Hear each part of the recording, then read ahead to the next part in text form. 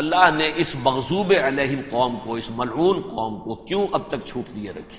میں بتا چکا ہوں یہ بڑے عذاب کے مستحق ہو چکے تھے حضرت عیسیٰ علیہ السلام کے زمانے میں، چھوٹ دی ہے ابھی تک ہے، بلکہ ایک مرتبہ ابھارا ہے، 1900 برس کے بعد ابھرے ہیں یہ بالفور ڈیکلریشن 1917 سن 70 عیسوی کے بعد، تقریباً 1900 برس، 1850 برس تو ہے ہی کم سے کم۔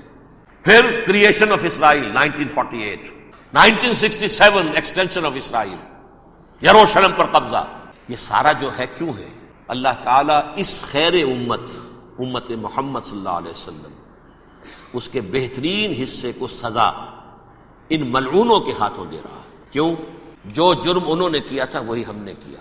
انہوں نے اللہ کی کتاب کو پیٹھ کے پیچھے پھینکا، نبذ فریق من الذین اوتوا الکتاب کتاب اللہ وراء ظہورہم، ہم نے اپنی پیٹھوں کے پیچھے پھینکا کہ نہیں؟ کولونیل رول سے آزاد ہوئے، کہیں اسلامی قانون نافذ کیا، کہیں اسلامی نظام قائم کیا، تو جو جرم ان کا تھا وہی ہمارا ہے، اور ہم خیر امت ہیں، اور ہمارے میں سے خیر ترین عرب ہیں، ان پر اللہ کا فضل، ان کی مادری زبان میں اللہ کی کتاب موجود ہے۔ پھر انہوں نے اللہ کے دین کو پیٹھ دکھائی۔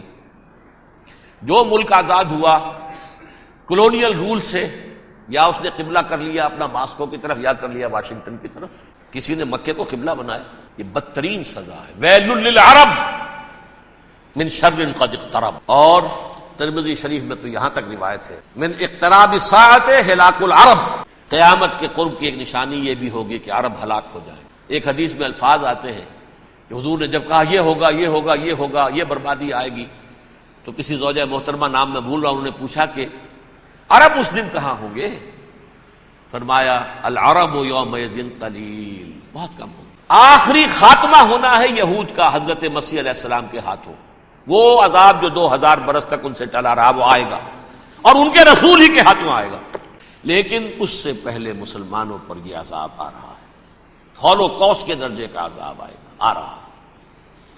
البتہ ہم پاکستانی اس میں یوں سمجھ لیجئے کہ وہ تو خبریں موجود ہیں احادیث میں، وہاں تو جو ہونا ہے، اتنے انسان مریں گے، اتنے انسان مریں گے کہ ایک پرندہ جو ہے اڑتا چلا جائے گا، وہ نہیں چاہے گا کہ نیچے اترے تو کسی لاش پر اترے، اسے جگہ نہیں ملے گی زمین خالی کا کہیں اتر سکے، تھک ہار کر گرے گا، مرے گا تو بھی لاش کے اوپر گرے گا۔ یہ الفاظ ہے حضور کے صلی اللہ علیہ وسلم۔ الملحمۃ العظمی الملحمۃ الکبریٰ، یہ لاسٹ کروسیڈ، ٹرمپٹ اخبار نے، میں اس کا فوٹو اسٹیٹ بھی کبھی آپ کو دکھا دوں، ویسے میرے ساتھ ہے وہ رسالہ ٹرمپٹ، دی لاسٹ کروسیڈ، اس کی تیاری ہو رہی ہے۔ وہ الملحمۃ العظمی اور ملحمۃ الکبریٰ جو ہے وہ آنے والی ہے۔ ابن ماجہ میں کبریٰ کہا ہے، اکبر کا مؤنث کبریٰ، ملحمہ کبریٰ سب سے بڑی جنگ، اور ملحمہ عظمیٰ سب سے عظیم جنگ، یہ ہوگی اور بہت جلد ہوگی۔ اب آخری بات یہ عرض کر رہا ہوں، کریں کیا؟ کچھ کریں بھی کہ نہیں؟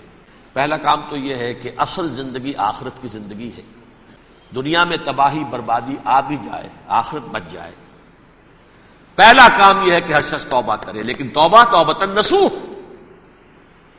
توبہ کی تسبیح نہیں، آیہ کریمہ کا ختم نہیں، لاکھ مرتبہ لا الہ الا انت سبحانک انی کنت، اس سے کچھ نہیں ہوتا۔ توبہ یہ ہے اپنی معاش کے اندر جھانکیے، اپنی معاشرت میں جھانکیے، جہاں جہاں اسلام کے خلاف کچھ نظر آئے پھینک دیجئے، نکال کر کاٹ دیجئے، بے پردگی ہے نکالیے، آپ کی کمائی میں کوئی حرام کا عنصر ہے ختم کیجئے، توبہ کیجئے، ابھی کیجئے، عملی توبہ۔ فرائض کی ادائیگی میں کوتاہی ہو رہی ہے، ابھی شروع کیجئے، اللہ کے دین کے غلبے کے لیے جد و جہد، ان صلاتی و نسکی و محیایا و مماتی للہ رب العالمین لا شریک لہ وبذالک امرت وانا اول المسلمین، بڑی ہے۔ اگر میرے اور آپ کے کیے کچھ نہ ہوا تب بھی کم سے کم میری اور آپ کی آخرت تو بچ جائے گی، عاقبت تو بن جائے گی، اخروی عذاب، سب سے بڑا عذاب، دائمی عذاب، اس سے ہم بچ جائیں۔